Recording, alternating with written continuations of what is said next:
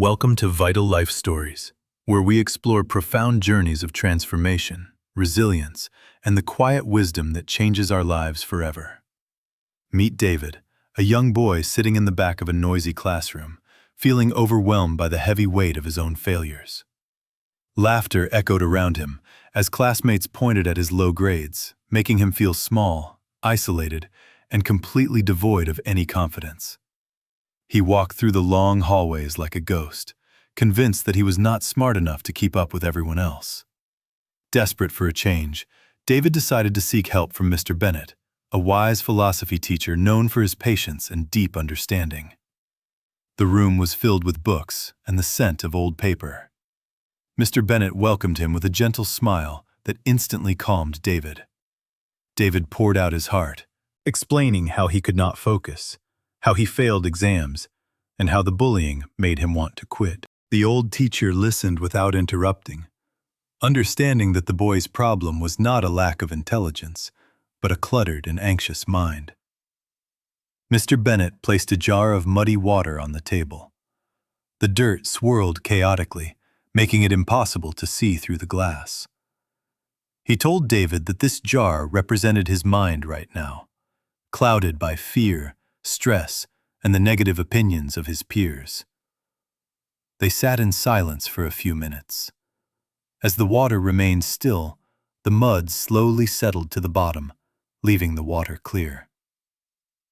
Bennett explained that when you calm your mind, clarity returns naturally. You must breathe and settle before you attempt to learn anything new. Lesson 1 was simple yet powerful. Spend 5 minutes focusing only on your breath to clear the mental mud before starting your work. For the second lesson, the teacher lit a candle. The small flame danced steadily, demanding attention in the quiet atmosphere of the room. He asked David to watch the flame and think of nothing else. Not the past failures, nor the future worries, just the fire. This was the lesson of focusing on the present. The mind must not wander to yesterday's regrets or tomorrow's fears while you study. When you are fully present, your brain becomes a powerful tool, capable of absorbing information without the distraction of emotional noise. Moving to the third lesson, Mr. Bennett held up a hard stone and a soft sponge, placing them into a bowl of water. Imagine a stone placed in water. It gets wet on the outside, but remains completely dry and unchanged on the inside. But the sponge absorbs the water into its very core. This is the difference between memorizing blindly and truly understanding the subject matter. Don't just coat your mind with facts like the stone.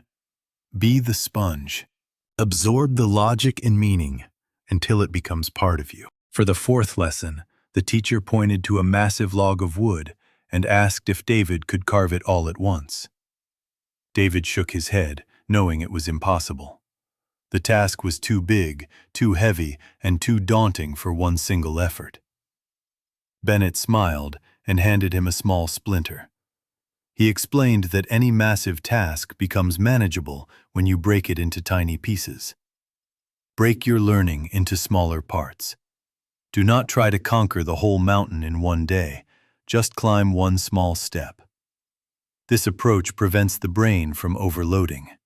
It turns fear into action and transforms a giant obstacle into a series of small wins.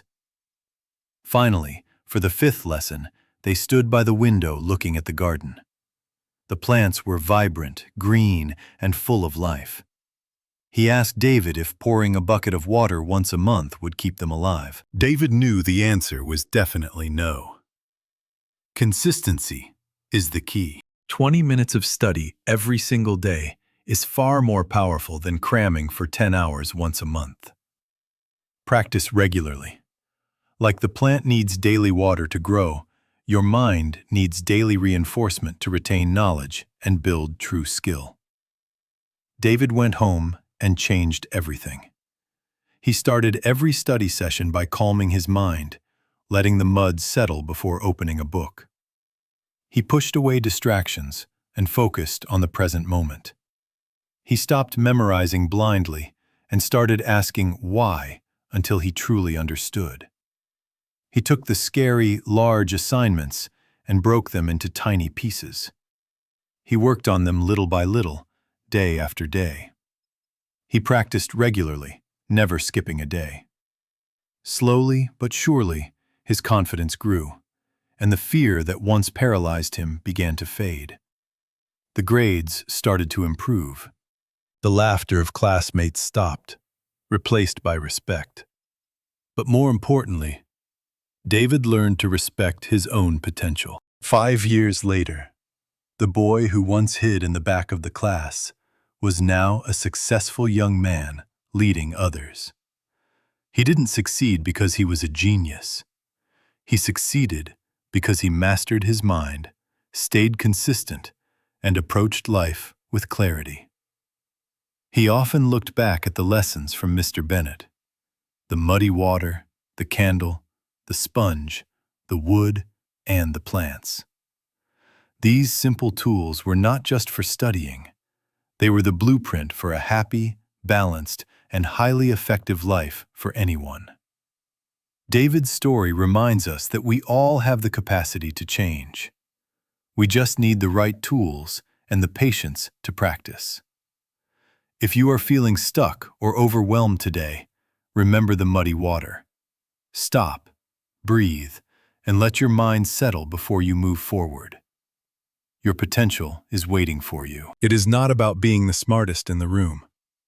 It is about being the most consistent. Take these 5 lessons and apply them to your life starting today. Watch how the obstacles vanish and your true path appears. Thank you for joining us on this journey of growth. We hope David's story has lit a spark of inspiration within you. Thank you for watching Vital Life Stories. Remember to subscribe for more inspiring tales that nurture your soul and expand your mind.